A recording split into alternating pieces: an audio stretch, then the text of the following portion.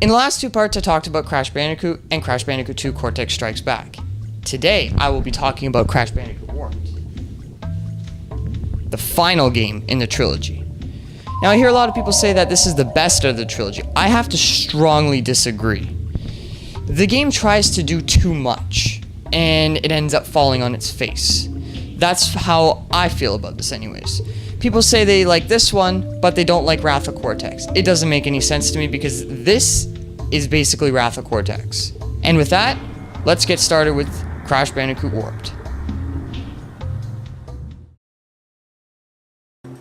Now, before I start this review, I should explain on how I'm going to review it. I will start with the story of the game, explaining who everyone is and what's going on, so take that as your spoiler warning. After I'm done, I'll move on to gameplay. I will do my best to make it feel as if you were playing the game, giving my thoughts and opinions on how the game works and feels. Then after that, I will move on to presentation, informing you, the viewer, on how I think the game looks and the atmosphere it gives while playing it.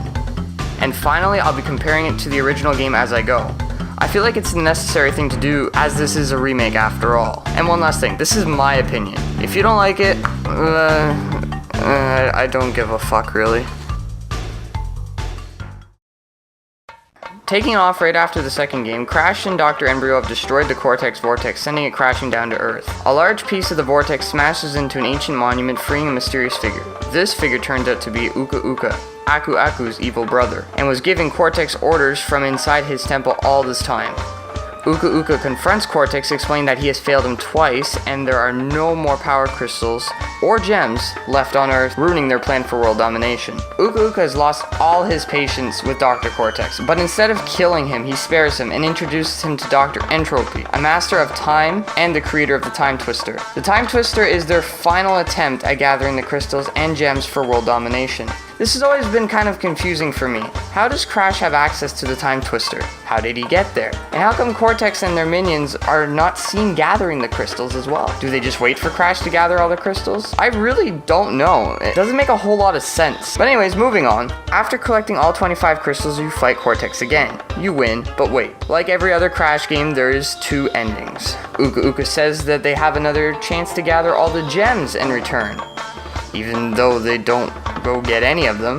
So now you have to complete the game 105%. Once that is done, you go back to fight Cortex again for the last time. Once defeated, they get sucked into a portal way back in time, turning Dr. Cortex and Entropy into infants. How this is done is never explained. Now for a platformer, the story is alright, but it's just very inconsistent. An example is when you're fighting the bosses in the game. Why is Entropy the third boss in the game and not the last, or even the second last? And I thought I killed him, so how is he in the ending cutscene? Now I hear some of you say, well, he's a master of time and space and you can do stuff like that. Okay, fair enough, I guess. In the end, I don't play a Crash game for its lore. If you do, good on you. But in my opinion, the story is pretty weak compared to the last two. Sure, they might have been light and lacking any kind of depth, but at least it made sense.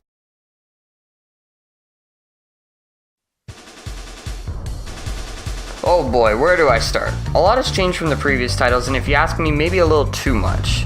Sure, you still have the basic core platforming that Crash is known for, but what if I said to you that this game needs more Road Rash or Treasures of the Deep? Well, you'd probably say I was a fucking idiot. And what did Naughty Dog do? Exactly what I just said. Now, I'm all up for changing the formula, adding new things like the jetboard in Crash 2, that's cool. But when you make it around 50% of your game, that's where things get sour.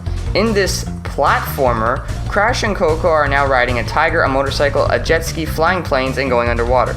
Jesus Christ, what is with all the gimmicks? Did Nintendo make this fucking game? Now when you do get to play as Crash, that's where the game shines the most. Can you fucking believe that? You platformer and a platformer. After beating a boss, you receive a power-up. These power-ups include a super body slam, double jump, death tornado spin, a rocket launcher, and running shoes. The power-ups can be used to reach certain spots in bonus rounds and secret paths that could not have been accessed before, or give you the ability to chain these moves and knock out multiple boxes or enemies at the same time. But I did not feel they used the power-ups to their full potential. Sure, they are a nice addition to make the game more enjoyable, but there is so much more that could have been done with them. Once you receive the double jump, nothing changes. There is no larger death pits that I have to jump over, no higher obstacles that I have to use the double jump for. It's all optional. That's not good. Sure, okay, they're in the secret paths and the bonus areas, but in the main game, there is nothing. The super body slam breaks those blue crates. Yes, fine. But I was able to do that in Crash 2 without it. Why? It's pointless. The fruit bazooka is also pointless. It's neat for sure, and it's a fun little thing to shoot the chicken with in the medieval levels, but that's it. I could access everything else that I needed to without using the fruit bazooka. Now I'm going to give a brief summary on the level types. The underwater levels control fine. They feel responsive and overall enjoyable. The tiger levels are alright. A bit slippery though.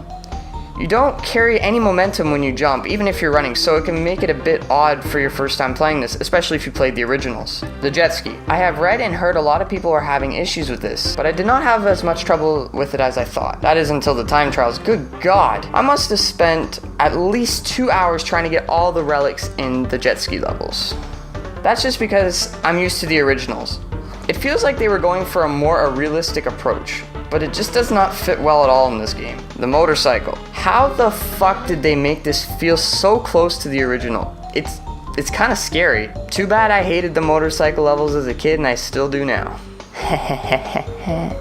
And then there is the plane levels, and I have to say that besides platforming, these levels are the ones I enjoyed the most. Adding a crosshair and fixing the controls to be smoother and responsive is a massive step up in the right direction. And finally, the bosses. Overall, I enjoyed every single boss in the game. I had no issues with them. They put up a good fight and got more challenging with every boss I fought. I did notice that Dingle Dial does not say his famous line once you defeat him, but I'm not too upset about it.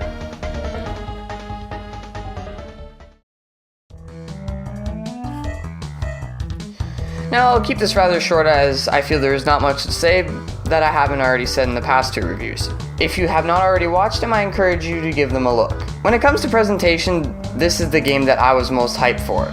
Seeing all the level themes recreated in HD was huge, and I think they lived up to the hype. Every single level is bursting with detail, some old and some new. From the medieval times to the future. This is one of the main reasons I kept playing for sure. I just love how everything looks while playing this game. The soundtrack in this game is alright, nothing wrong with it, but I do prefer the original. Just a preference. Something else I noticed. Out of all 3 games, this one feels like they put the most work into it. Just with all the little details here and there makes it feel more complete. Something I wish they did with the other 2 games.